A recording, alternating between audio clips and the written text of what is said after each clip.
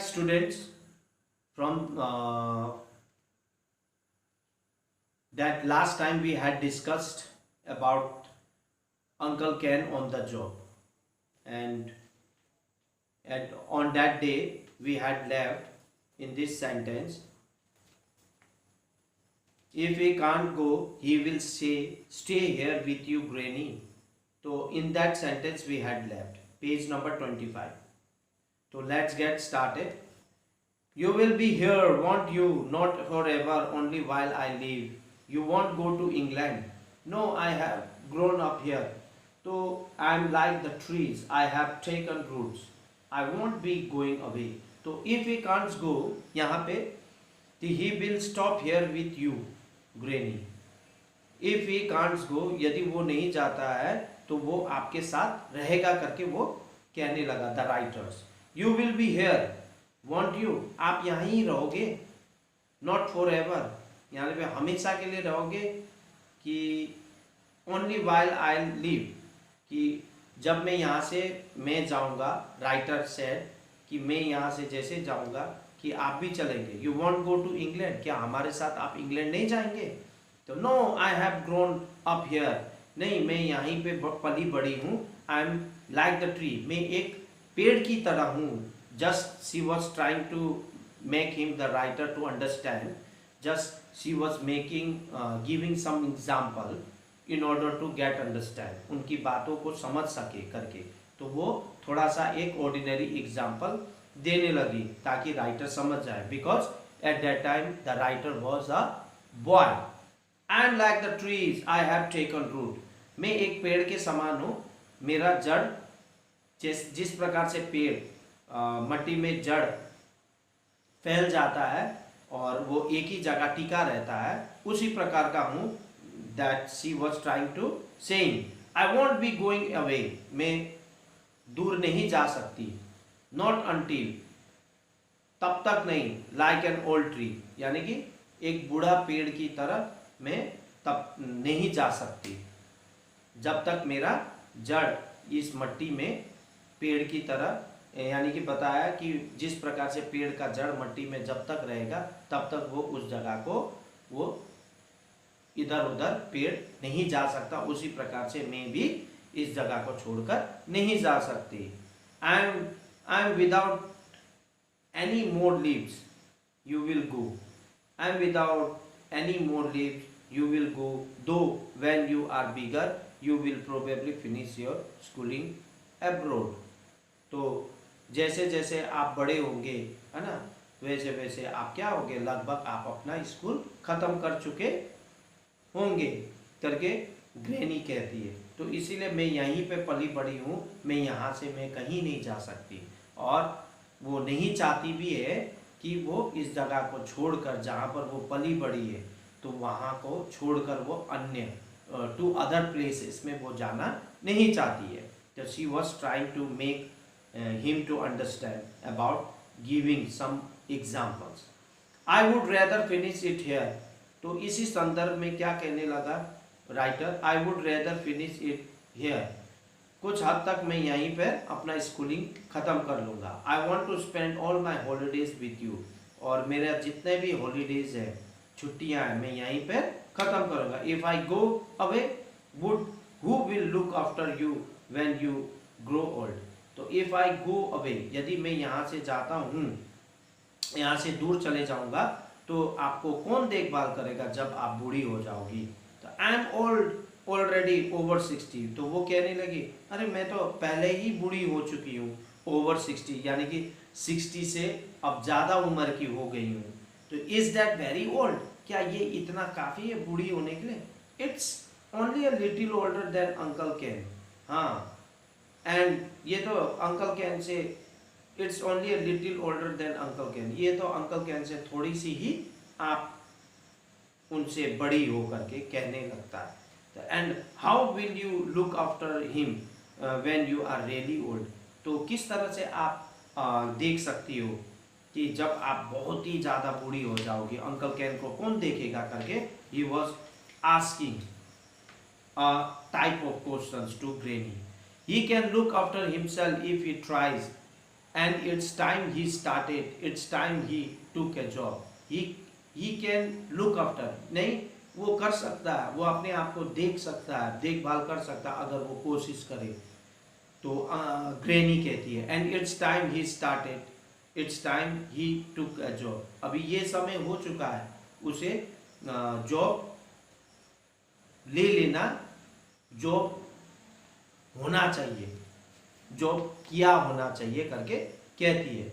I pronounced on the problem, ponder, sorry I ponder on the problems, यानी कि ponder that means मैंने, जैसे ही writer ये सुनता है तो वो विचार करता है, सोचता है। I could think of nothing that would suit uncle Ken, तो I could think, I could think of nothing, यानी कि काश में उसको कुछ सूझ नहीं रहा था उस समय, दैट वुड सूट, कौन सा काम अंकल केन को सूट करेगा, और रेदर, और कुछ हद तक कौन सा काम उनको सूट करेगा, वो he was thinking, who was thinking, the writer.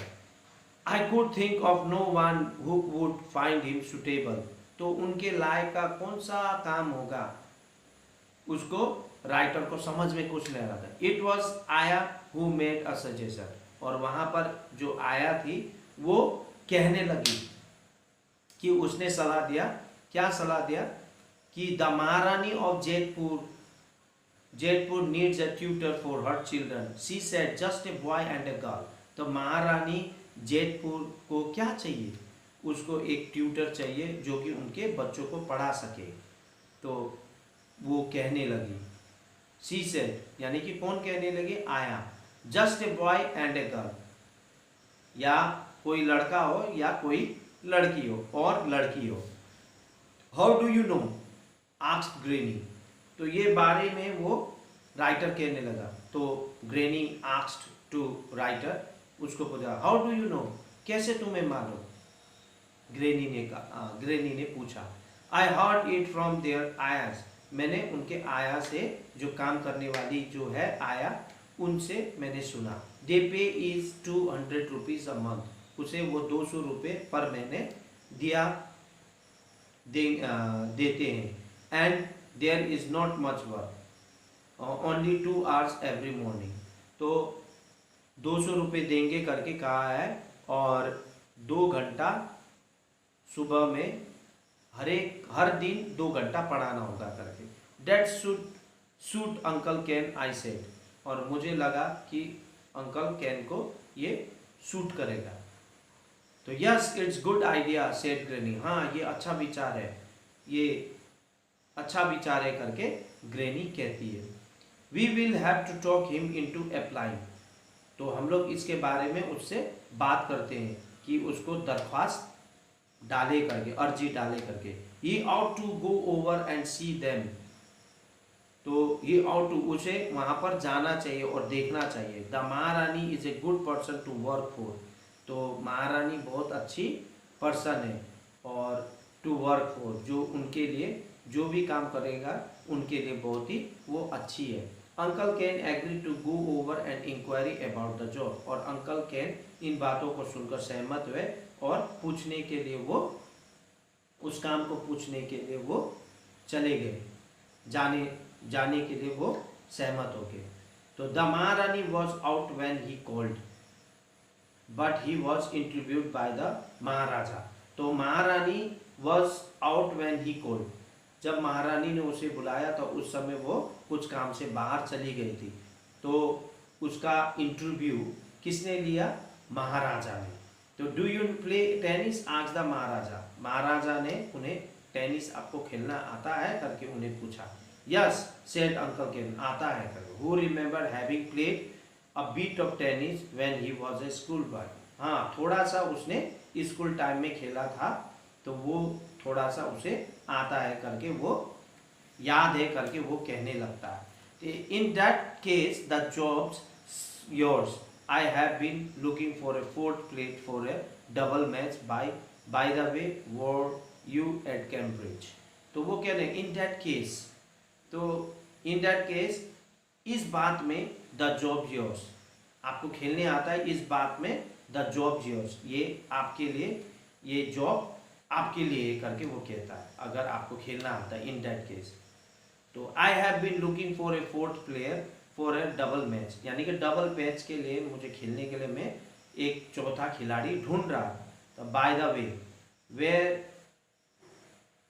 ये बातें कहते हुए वो बात को मोड़कर दूसरी ओर ले जाता है और उन्हें पूछता है कि बाय द वे मुझे बताइए कि वर यू एट कैम्ब्रिज, क्या आप कैम्ब्रिज कभी कैम्ब्रिज में थे करके। No I was at Oxford, मैं ऑक्सफोर्ड में था। Said uncle Ken, uncle Ken ने कहा। द महाराजा वॉज इम्प्रेस्ड, ये बात को सुनकर वो बहुत ही प्रभावित हुए। And Oxford man who could play tennis was just the sort of tutor he wanted for his children। तो वो अंकल कैन चाहते थे कि जो आदमी ऑक्सफोर्ड से है तो पढ़ा है, तो जो टेनिस खेलना जानता है, तो वैसे ही उसे ट्यूटर की तलाश है, जो कि तलाश थी जो कि उसके बच्चे को पढ़ा सके। तो when uncle Ken told Granny about the interview, she said, जब अंकल कैन ने ग्रेनी को कहा इंटरव्यू के बारे में, तो but you have not been a Oxford king, how could you say that. तो उसने सारी बात बताया, और आप तो ऑक्सफोर्ड कभी गए नहीं, वहाँ पे कभी गए नहीं करके कहने लगा। How could you say that, किस तरह से तुम आपने ऐसा कह सकते हो करके ग्रेनी ने कहा। Of course I have been to Oxford, निश्चय ही मैं ऑक्सफोर्ड में I have been to Oxford, हाँ मैं ऑक्सफोर्ड में गया था। डोंट यू रिमेंबर, क्या आपको याद नहीं है। आई स्पेंड 2 years, मैं वहाँ पर 2 साल रहा। There with your brother Jim, वहाँ पर मैं ब्रदर जिम के साथ। Yes but you were helping him in his pub in the town. तो वो बोले हाँ, आप वहाँ पर पढ़ने के लिए कहा, आप पब में उसके उस वहाँ के नगर में आप किसी पब में अपने ब्रदर जिम के मदद के लिए गए थे। You were not at the university, आप यूनिवर्सिटी में तो नहीं थे करके कहने लगा। कैम्ब्रिज के यूनिवर्सिटी में तो आप कहाँ पढ़े थे करके बोलने का मतलब। Well the Maharaja never asked me if I had been to the university. हाँ महाराजा अब इसके बारे में कभी तो इसके बारे में तो पूछेंगे नहीं। If I had been to the university, मैं यूनिवर्सिटी में था या नहीं। He asked me if I was at Cambridge, उन्होंने तो मुझे यही पूछा कि आप क्या कैम्ब्रिज में थे करके। एंड आई सेड कैम्ब्रिज में, if I was at Cambridge and I said no. तो आई वॉज एट ऑक्सफोर्ड, तो कैम्ब्रिज में आई वॉज एट ऑक्सफोर्ड, तो मैंने तो ऑक्सफोर्ड में था करके कहा। वह विच वॉज परफेक्टली ट्रू, जो कि पूरी तरह से सच है। तो मैं कैम्ब्रिज में नहीं था, मैं ऑक्सफोर्ड में था। He did not ask me what I was doing at Oxford, उसने मुझे ये नहीं पूछा कि मैं ऑक्सफोर्ड में क्या कर रहा था, ये तो नहीं पूछा ना। तो उन्होंने यही पूछा कि क्या आप मैं ऑक्सफोर्ड में था, कैम्ब्रिज में नहीं था करके। तो what difference does it makes, इससे क्या अंतर होता है, ये बोलूँ चाहे वो बोलूँ, इससे क्या अंतर है। एंड ही स्ट्रोल्ड ऑफ whistling, तो ये बात को सुनकर जब मैंने उन्हें कैम्ब्रिज में नहीं, मैं ऑक्सफोर्ड में था, तो उन्होंने अपना स्ट्रोल ऑफ यानी कि मंथ गति से वो धीरे धीरे चलते हुए विस्लिंग करते हुए चले गए। तो इतना ही बात उनसे हुआ। तो I hope that you understood about this stories, and I have a homework for you related with this, and page number 28, reference to context, A and B answer these questions. So please try to do homework on time and submit me as soon as possible. See you then in the next video. Till then, goodbye and take care.